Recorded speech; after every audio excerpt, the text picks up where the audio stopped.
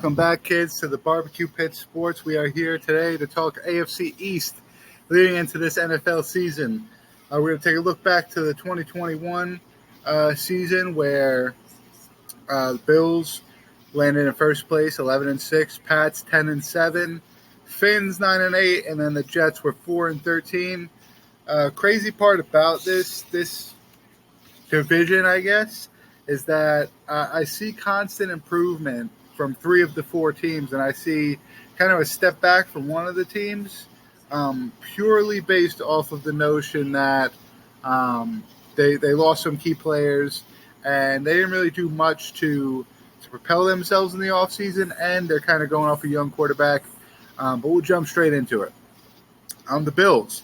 We're going to look into the additions and the losses. They added Case Keenum. They lost Mitch Trubisky. I think as a backup quarterback situation, Case Keenum might be a little bit of the better decision, in my opinion, just based off of the fact that Mitchell Trubisky, is kind of in that position where he's young. He probably thinks of himself as a starter in the NFL. So the dynamic between him and Josh Allen probably wouldn't be as good as Josh Allen with Case Keenum, who Case Keenum knows he's a backup at this point in his career. Could just try to help where he fits in. They also added Tavon Austin and Jamison Crowder to the wide receiver depth, which is great for their slot receivers.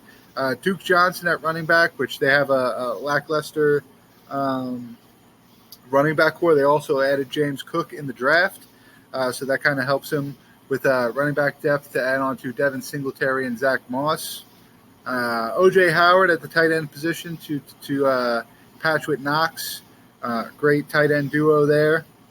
They brought Shaq Lawson back, and then they added some. They also brought in Von Miller. Von Miller, one of the best edge rushers right now in the NFL. Excuse me. And he goes to one of the best teams in the AFC, in the Buffalo Bills. They also added some help with their run defense in the defensive line. Jaquan Jones, Tim Settle, and Jordan Phillips all going to the Bills in the offseason. Those are all key pickups. They did lose Cole Beasley and Emmanuel Sanders, kind of tried to fill out those positions with Tavon Austin and Jamison Crowder.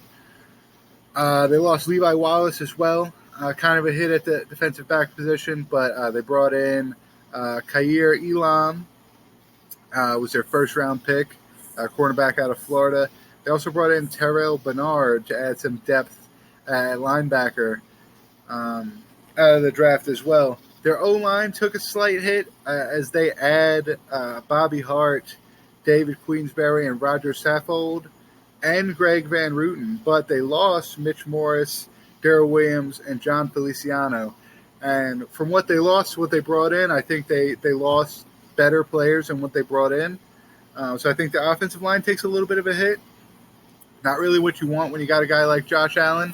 But, as I said before, I think that they got better at the running back position. They got better on the defensive line. And they brought in some pass rushers that can definitely help them out going forward. So they improve a little bit. They will come into the season with the hardest ranked schedule in the division at 18. The Dolphins sit at 19. The Patriots sit at 25. And the Jets sit at 27, one of the easiest schedules in the league. But the Bills definitely the hardest schedule in the division. Spoiler, I still have them coming in first place in the division. Or I'll get to that in a minute.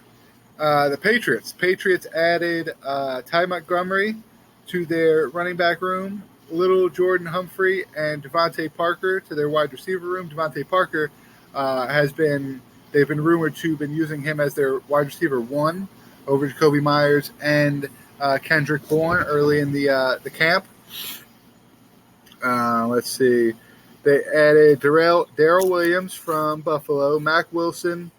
They traded Chase Winovich to the Browns and got Mack Wilson, so they added a little bit of help in their linebacker core.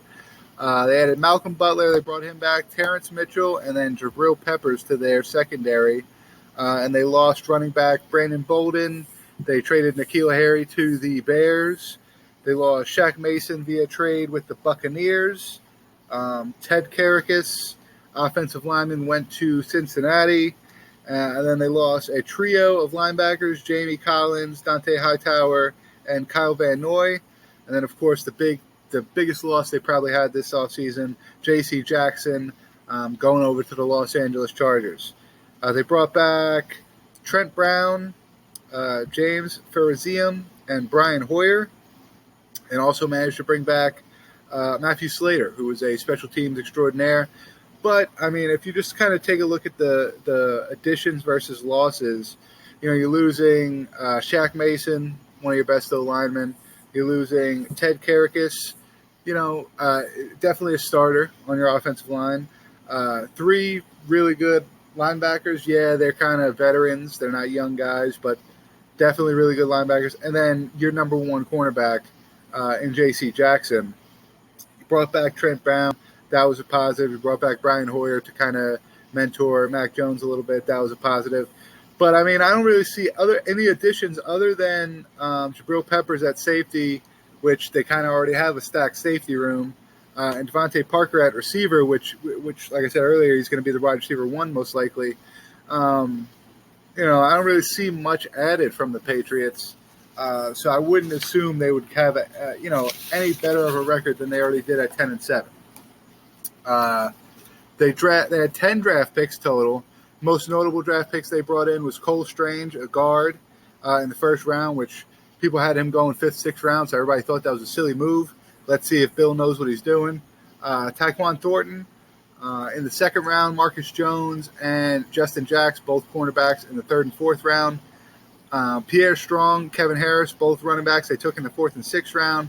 And then Bailey Zapp in the 4th round as well. Bailey Zapp, I think he's going to be at the bottom part of the quarterback depth chart. I think Pierre Strong or Kevin Harris, one of them will make the active roster, but the other one will probably go to the practice squad. But one of them will definitely make the active roster and add some depth to the running back room. Marcus Jones, Justin Jack, they lost J.C. Jackson, so they'll likely be looking to use one or both of these guys for depth at the cornerback position. Tyquan Thornton, it's always good to add young wide receivers in a wide receiver room that I think has like an average age of like 20, 25, 26, something like that. And then Cole Strange, they needed help on their O-line. I don't think that at that point in the draft, a guy that's I think they had plenty of offensive tackle options, guard options available for them in the first round that they could have went instead of Cole Strange. But, you don't see a pick like that happen without some kind of validity behind it, and especially with an organization like New England, you wouldn't expect it. So good draft, in my opinion, but I don't think a good draft is enough to kind of solidify losing those 3 linebackers, J.C. Jackson, even Brandon Bolden, kind of hard hits to take as a New England Patriots. Now, taking nothing away, Brandon Bolden's a very good player, taking nothing away from their running back room, whereas guys like James White and Rondre Stevenson and guys like that. I mean, these guys are going to play good. What was his name? Damian Harris. They're going to have a good running back room. I just think, with every NFL team, you need depth. There's even with a team that's got a Derrick Henry on it or Christian McCaffrey on it, if you don't have a good 3rd, 4th string running back, those guys go down, and you look to bring in a committee, and you need good guys. You need good guys to be able to fill out that committee. So, like I said, good draft. I didn't per se really enjoy the free agency pickups that they had versus their losses, but good draft. The Jets. The Jets are a weird team right now because let's look at their losses first. They lost Keenan Cole, Jamison Crowder, Ryan Griffin, Tyler Croft, Laurent Dervinay Tardif, Morgan Moses, Greg Van Ruten, Shaq Lawson, Foley Fatuski, and Marcus May. So they lost their best safety. They lost some defensive linemen. Offensive linemen they lost, but all these guys are kind of, mid-tier offensive linemen, I'd say. They lost a couple receivers. Jamison Crowder was probably a big loss, and then they lost 2 tight ends, which I think they replaced excellently. Let me tell you who they brought in. Tyler Conklin and C.J. Uzuma from Cincinnati. Those guys way better or significant improvements over Ryan Griffin and Tyler Croft. They brought in Laken Thompson, which, in my opinion, at the guard position is a better option for them over Greg Van Bruten. So they improved there a little bit. They also brought in Solomon Thomas, kind of a lateral movement from Foley Fatuski, in my opinion. They brought in Quan Alexander and Jacob Martin. They needed help pretty much everywhere on their roster. Those two guys significantly can help them at the linebacker position. DJ Reed is an up-and-coming corner that can play inside, play outside. He's a great addition to their cornerback position. And then they brought in Jordan Whitehead, which I think is a slight step down from Marcus May, but he fills the spot well, and they needed to fill it. So it was a good fill for them. They also had a bunch of draft picks. They picked Sauce Gardner, Garrett Wilson, and Jermaine Johnson all in the first round. Jermaine Johnson going to help significantly with their pass rush. Garrett Wilson probably going to be option 1 or 2 for them at the receiver position immediately, year 1. And then Sauce Gardner more than likely going to battle for that cornerback 1 position with DJ Reed. Second round, they picked up Breece Hall. I see a lot of people talking about the fact that they think Breece Hall is going to be the starter this year. I would not sleep on Michael Carter. I think he is a great running back. I don't know if the Jets are ready to move on from him being their running back 1. Maybe they go committee this year with Breece Hall, Michael Carter. They brought in Jeremy Ruckett, tight end in the 3rd round, Max Mitchell, offensive tackle in the 4th round, and then Michael Clemens, defensive end in the 4th round as well. Those 3 guys, I think it might be hit or miss whether they make the roster or not. I think Max Mitchell would be good for tight end depth to make the roster, but other than that, Jeremy Ruckett for tight end depth, and then Max Mitchell for offensive line depth would be pretty good for them. Michael Clemens, I think he's got a little bit of an uphill battle to make the roster, or at least the active roster. He might find himself on the practice squad or something. But overall, in my opinion, they lost.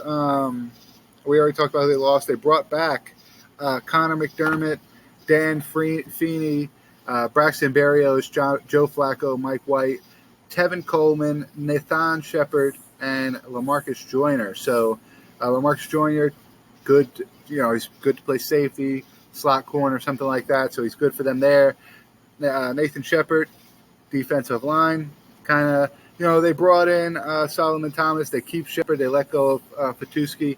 It is what it is. Tevin Coleman, good to keep for depth at the running back position. And then Connor McDermott, Dan Feeney. Not the best offensive lineman you could possibly have, but when you look at what they did to the offensive line and who they lost, those are 2 key players that they were wanting to keep, and they did that, so that was a good job by the Jets. The Dolphins were up in the air. They got all these people getting suspended right now. They were rumored to bring in Tom Brady and fucking Sean Payton and all this shit. I'm glad they didn't. I'm glad they did what they did this offseason. They brought in Teddy Bridgewater to kind of I think they brought him in to kind of mentor Tua. But, if Tua starts to slide, Teddy Bridgewater has shown in New Orleans, in Carolina, and in Denver that when the starting quarterback takes a fall, he could step in and win you games. So good pickup for the Dolphins with Teddy Bridgewater. They added Chase Edmonds, Sony Michel, and Raheem Mostert to their running back room, which Raheem Mostert, Jalen Waddle, and Tyreek Hill are going to be the 3 fastest trios in the entire NFL. Of course, they added Tyreek Hill. Mohamed Sanu they also added to their wide receiver room. Trent Sheffield and Cedric Wilson, also very good additions to their wide receiver room.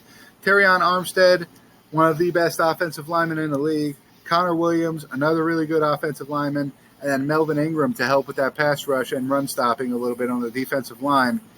All really good additions. I think Alex Ingold getting added at the fullback position is also really good for the Dolphins, because what the Dolphins lacked on last year was blocking. Offensive line, running backs blocking in the backfield, wide receivers blocking downfield. They had problems blocking all over the field. Adding a guy like Alex Ingold immediately adds blocking out of the backfield. And not only that, but he is a really good pass catcher out of the backfield as well. So Look for that to be a significant improvement in options for Tua. Who has been said to struggle somewhat with the long ball. So a guy like Alex Ingold could give him a lot of options, check down passes and passes like that. So really, really good addition, I think, for them in Alex Ingold. They lost Jacoby Brissett to Cleveland. Okay, they replaced him with Teddy Bridgewater. They lost Duke Johnson. Okay, they replaced him with fucking Raheem Mostert, Sony Michel, and Chase Edmonds. Philip Lindsay also left. Malcolm Brown also left. Will Fuller, Albert Wilson, both of those guys also left. They brought in a plethora of receivers to replace them, all upgrades. They lost Jesse Davis, upgraded their offensive line with Terrion Armstead. And then they also lost Justin Coleman and Jason McCourtney, which they didn't really address their cornerback issue in the draft, I don't believe, in offseason, anything like that. They didn't really address that issue of cornerback, but they still have Xavier Howard. They still have Byron Jones. They're still going to have Noah, however the fuck you say his last name, the guy that returns kicks and shit. And they still got Trill Williams. They still got a bunch of guys in their secondary that are going to play really well for them this year. So I don't think they're going to miss those two guys as much. They let go of Michael Partey, and they brought in Thomas Morstead. I think that's an improvement on their punter position. They re-signed Emmanuel Ogba, Duke Riley, Landon Roberts, and Brandon Scarlett. So that kind of saves them with depth at the linebacker position. They also drafted Channing Tindall, who's a great linebacker out of Georgia, Eric Ezmua, who is a wide receiver out of Texas Tech, Cameron Good, a linebacker in the 7th round, and then Skylar Thompson, another quarterback in the 7th round.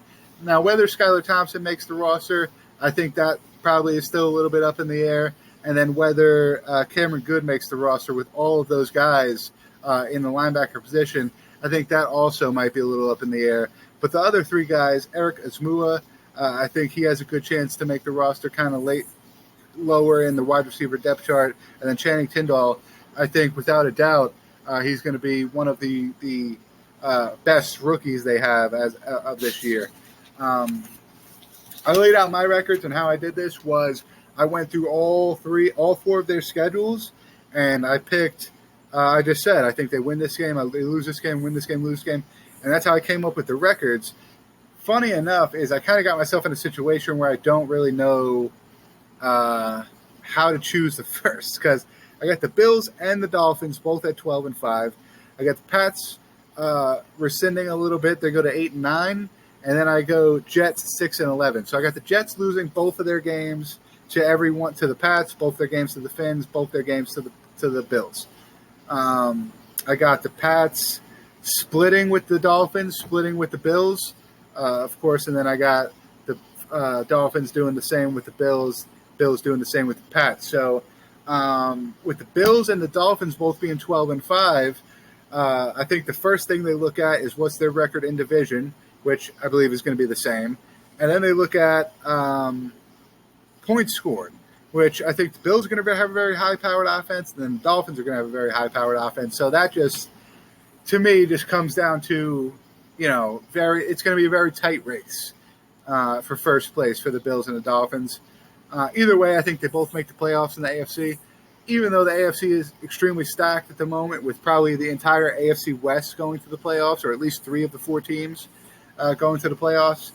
It's going to be kind of hairy. It's going to be kind of stick and move for the Dolphins and the Bills. But with both of them at 12-5, I think they both have a shot.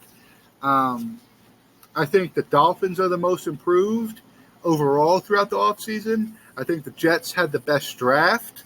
And I think, I've said it multiple times, New England probably took the biggest step back just because of what they lost and what they did not add to fill the positions that they lost.